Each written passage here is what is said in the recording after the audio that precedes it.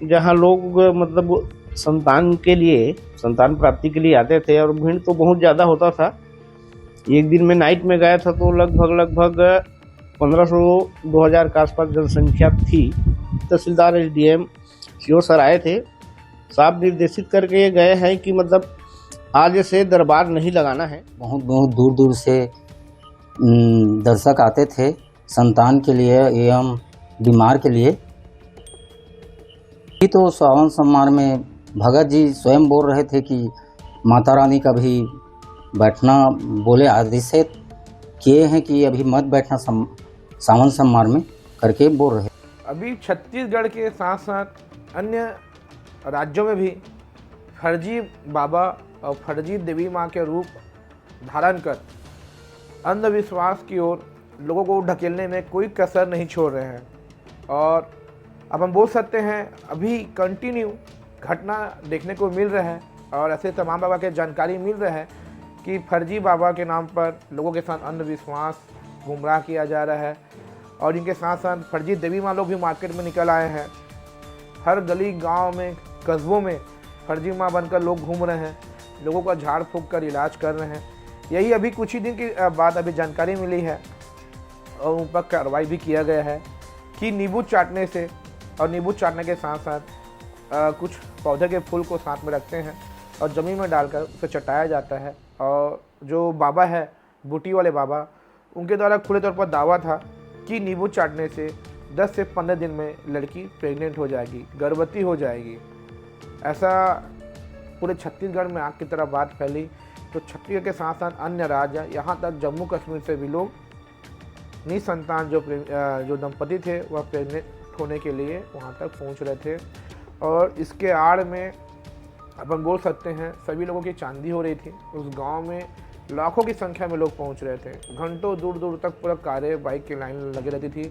प्रशासन को जैसी इनकी भनक लगी, प्रशासन वहां पहुंचकर दरबार को बंद कराया और आगे चलकर कार्रवाई करने की बात की गई।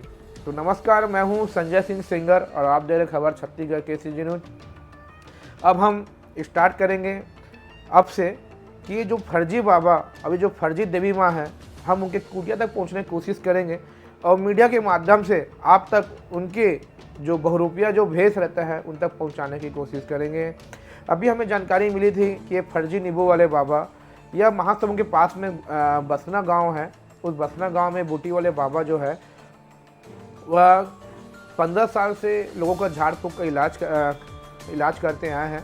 और इलाज करने के बाद अभी 4 से 5 महीने हुआ था कि उन्होंने यह नया जो निसंतान जो दंपति है उन्हें प्रेग्नेंट करने की बात उन्होंने रखा।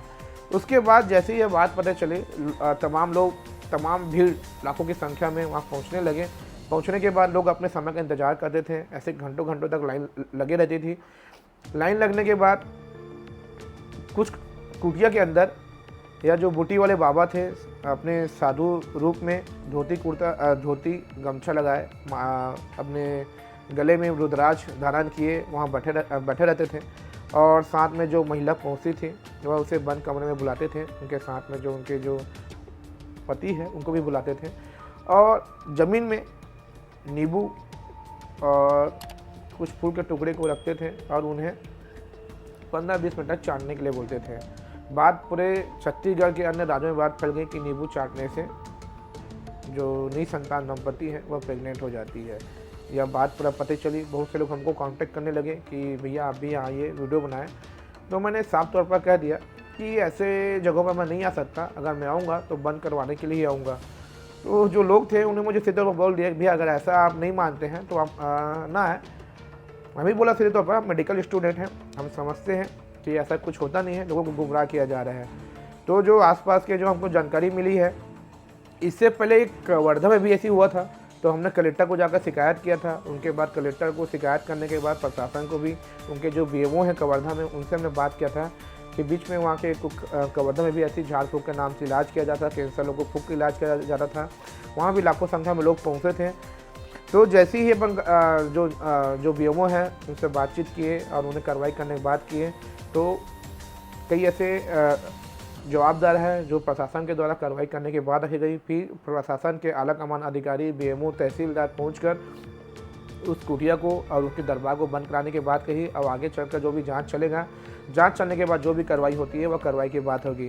तो हम मीडिया के माध्यम से आपसे कहना चाहते हैं कि अगर आपके आसपास ऐसा कोई घटना घटित होता है या कोई ऐसे तमाम प्रकार के अंधविश्वास फैलाने की कोशिश करते हैं तो वीडियो हमें ज़रूर भेजें और हम कोशिश करेंगे कि वो अंधविश्वास के लोगों को रोजगार करेंगे और ऐसे अंधविश्वास फैलाने वाले को रोकने की कोशिश करेंगे। नमस्कार, मैं हूँ संजय सितंगर। जय हिंद, जय छत्तीसगढ़।